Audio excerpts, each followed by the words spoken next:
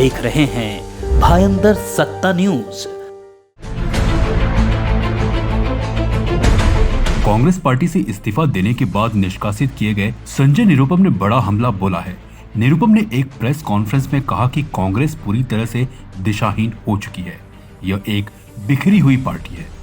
इसके बाद निरुपम ने कहा कि पार्टी में पहले एक पावर सेंटर हुआ करता था, अब पार्टी में एक नहीं बल्कि 5 पावर सेंटर हैं और पांचों की अपनी लॉबी है जो आपस में टकराती रहती है। इन 5 सेंटरों में सबसे पहले सोनिया गांधी हैं, दूसरे सेंटर में राहुल गांधी, तीसरे में प्रियंका गांधी और चौथे में अध्यक्ष मल्लिकार्जुन खड़गे और आखिरी में कांग्रेस महासचिव केसी वेणुगोपाल जी हैं। यह सब अपने प्रकार से राजनीति कर रहे हैं। निरुपम ने कहा कि इससे पार्टी के लाखों कार्यकर्ता निराश हैं।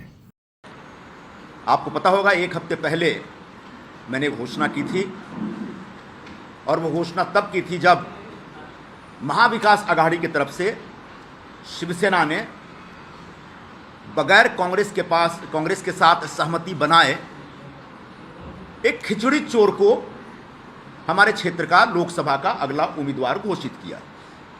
मैंने साफ साफ कहा था, मैं खिचड़ी चोर के लिए काम नहीं कर पाऊंगा, क्योंकि भ्रष्टाचार एक बड़ा मुद्दा है। भ्रष्टाचार के मुद्दे पे कांग्रेस पार्टी हमेशा हाई मोरल ग्राउंड लेती है। अभी जो बची कुची शिवसेना है, उसके प्रमुख परसों गए थे वहां रामलीला मैदान में और वो भाषण देते देते बोले कि भारतीय जनता पार्टी यानी भ्रष्ट जनता पार्टी। तो भ्रष्टाचार अगर आपका इतना बड़ा मुद्दा है, तो जिस व्यक्ति के खिलाफ ईडी का केस लगा है, जिस व्यक्ति के ऊपर खिचड़ी चोरी का आरोप है, जिस व्यक्ति ने सप्लायर से 1,60,00,000 की दलाली ली है बाई चेक, उसको आप किस मुंह से उम्मीदवार बनाते हैं?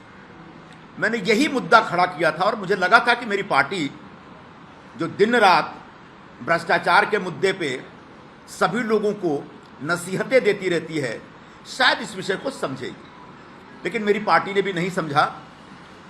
और इसलिए मैंने कल घोषणा की थी, जब मुझे पता चला कि ये कोई एक्शन लेने का मूड, स्टेशनरी वेस्ट कर रहे हो, मैं कल सब अनाउंसमेंट कर दूंगा।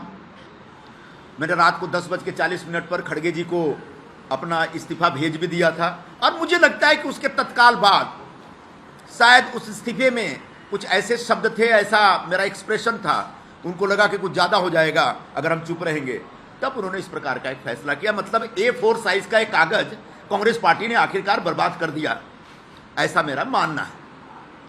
अब रह गई बात, कांग्रेस पार्टी ये सब क्यों कर रही है? कांग्रेस पार्टी इस समय एकदम से संरचनात्मक ढंग से देखा जाए तो बिखरी हुई पार्टी है। वैचारिक तौर पर तो दिशाहीन है, ऐसा कई लोगों ने कई बार कहा, कांग्रेस पार्टी के लोगों ने ही कहा, लेकिन संरचनात्मक तौर पर एक पूरी तरह से बिखरी हुई पार्टी है।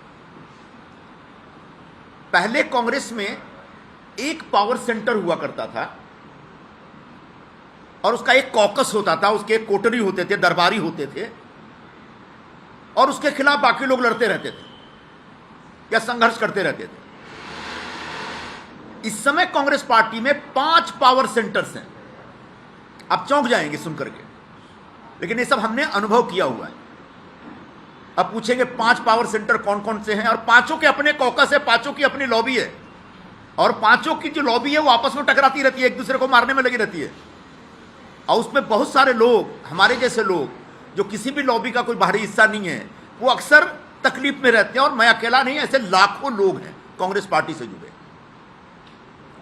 तो जो 5 पावर सेंटर है, उसमें सबसे पहले तो परमादरणीय सोनिया गांधी जी का एक पावर सेंटर है, उनके आसपास के लोग हैं। दूसरे आदरणीय राहुल गांधी जी का भी एक अपना पावर सेंटर है, उनके आसपास भी एक कोटरी है जो अपनी दुकान चलाता रहता है।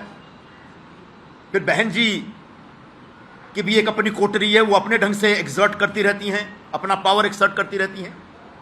अध्यक्ष महोदय हैं, उनका भी एक पावर सेंटर बन गया है। उनके आसपास जो लोग हैं, वहां तो ऐसे ऐसे लोग हैं जिनके पास कोई राजनीतिक अनुभव नहीं, कोई राजनीतिक आधार नहीं, अचानक उनके साथ जुड़ के वो हाईकमान बन गए और इस तरह की बातें करते, इस तरह की भाषा का इस्तेमाल करते जो मैं आपके सामने यहां प्रस्तुत नहीं कर सकता।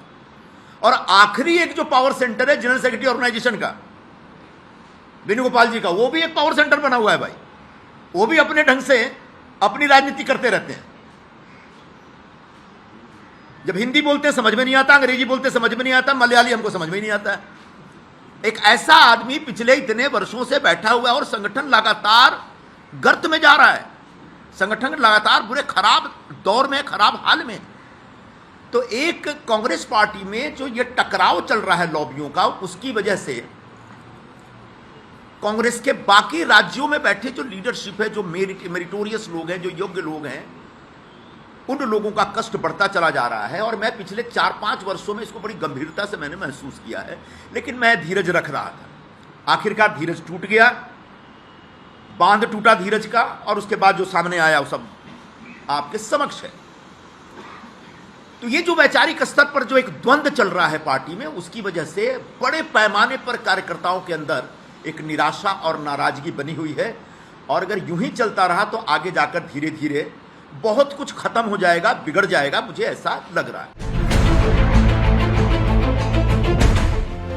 आप देख रहे हैं भायंदर सत्ता न्यूज।